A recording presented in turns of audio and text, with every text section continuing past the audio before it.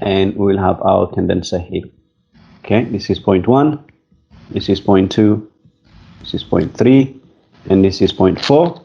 And if I divide the circuit into half, we know anything below the line, it is low temperature and low pressure, and anything above that line, we know it's high temperature and high pressure.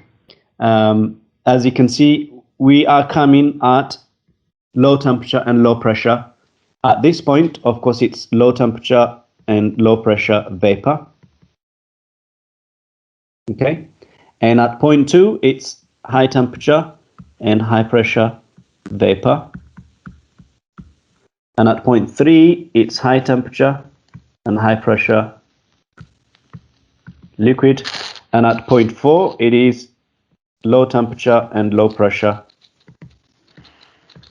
liquid. Okay, so ultimately the primary function of any compressor is to take this low temperature and low pressure vapor, and by reducing its volume, we are able to change the property of the gas.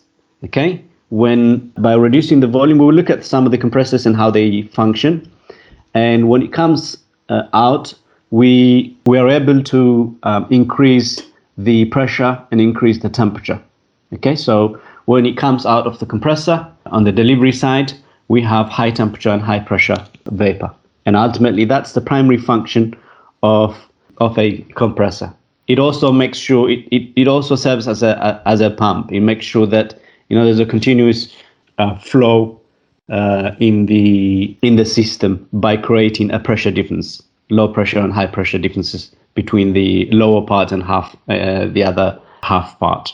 If you look at from the 4 components, the compressor is the most expensive part of the 4 components. If compared to evaporator, condenser, and expansion valve, the compressor is the most expensive aspect. And typically it can cost 30 to 40% of the total cost of the system.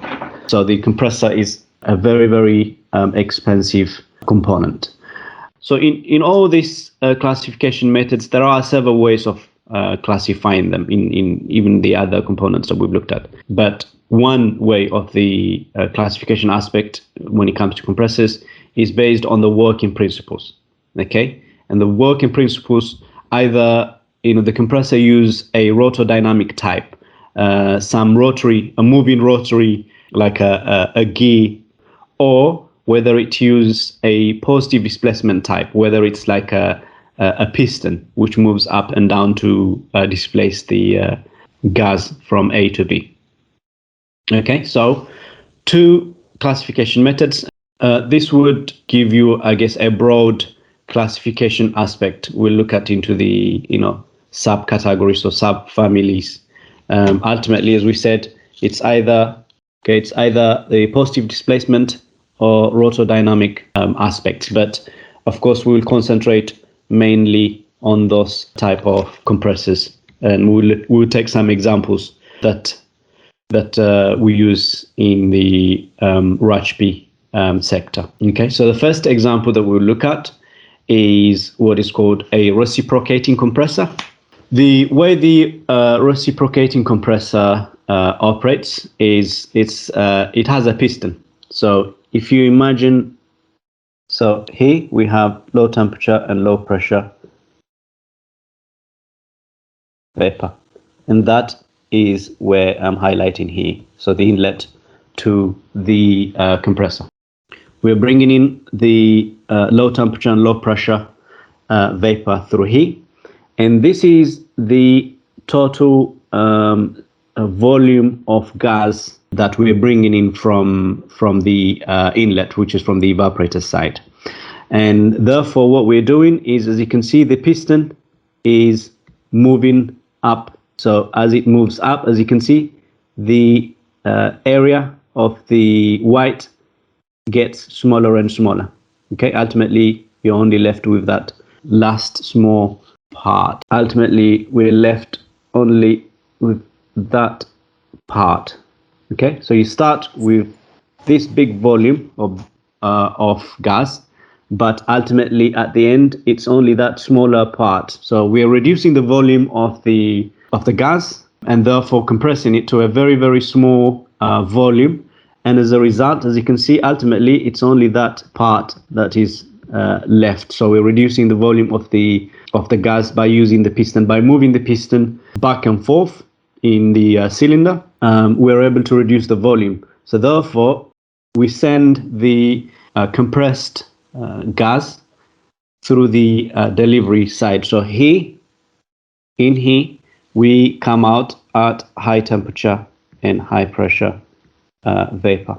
So this type of compressors tend to be common in the air conditioning industry. So they are one of the most widely used compressors, and their cooling capacity varies between few watts to hundreds of kilowatts. So that's one example of the compressors, a positive displacement type of compressor, which is called the reciprocating compressor. So ultimately, we are using, by moving the piston, moving up and forth, we're able to compress the low temperature and low pressure vapor into high temperature and high pressure vapor. So that's one type of compressor we can use. In any refrigeration system, there are three important parameters that affect how the performance of the system is affected.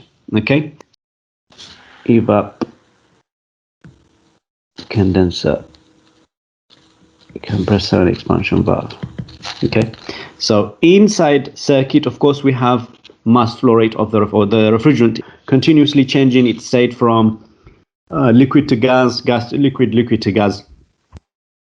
And we also have flow rate of the refrigerant inside. So the flow rate of the refrigerant is one m.r, is one of the parameters which is important in affecting the pressure differences, but also in affecting the heat transfer between the two heat exchangers.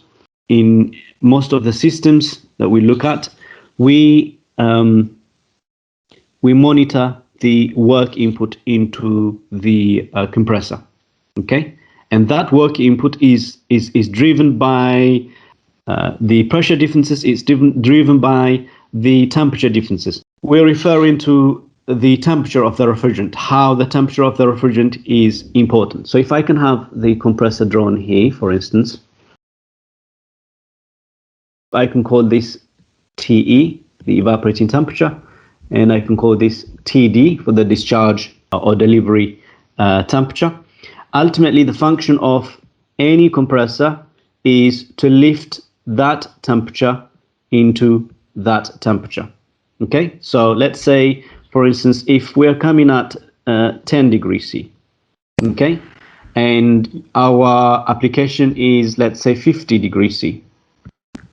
Okay, so our compressor has to lift that 10 degrees C into the 50 degrees C. Imagine we're coming at 10 degrees C, but that 50, let's say it's 70 degrees C. Now, as you can see, the compressor has to work harder to lift that 10 degree into the 70 degree. Okay, so the refrigerant delivery temperature is important because that is what determines how hard the compressor has to work, compress the gas and lift it to the desired temperature. Okay, and that's where we're referring the temperature is also important. So the mass flow rate of the refrigerant, the work input into the compressor, power consumption of the compressor, and the temperature of the refrigerant at the compressor exit, three important aspects that we look at. And another type of compressor that we will look at is a screw compressors. Okay, screw compressors, this type of compressors, they're using a moving, what looks like a gears. So those rotary moving parts could be they could be twin or they could be a single screw types. Okay, so again, let me show you an animation to help you understand how it compresses the gas. Ultimately, we've got two moving parts. That's the first part, and that's the second part. But the compression is happening. So we have the inlet into the compressor. So we're moving the low temperature and low pressure vapor into here, and by using two moving parts, a male and a female, by reducing the volume, we are able to increase the temperature and pressure. And again, this type of compressors tend to be common or used general industrial applications for compressed air type of applications. And that's the screw compressor. A third compressor is the screw type of compressors. Again, here we have two parts, part A and part B. And as you can see in the animation, you can see the red and the black.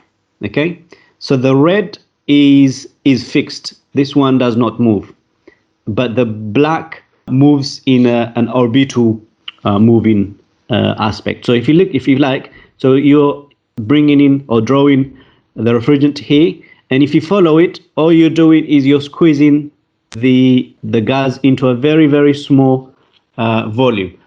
All the compressors, as we've looked at, they all function to reduce the volume of the vapor, therefore increase the temperature and pressure.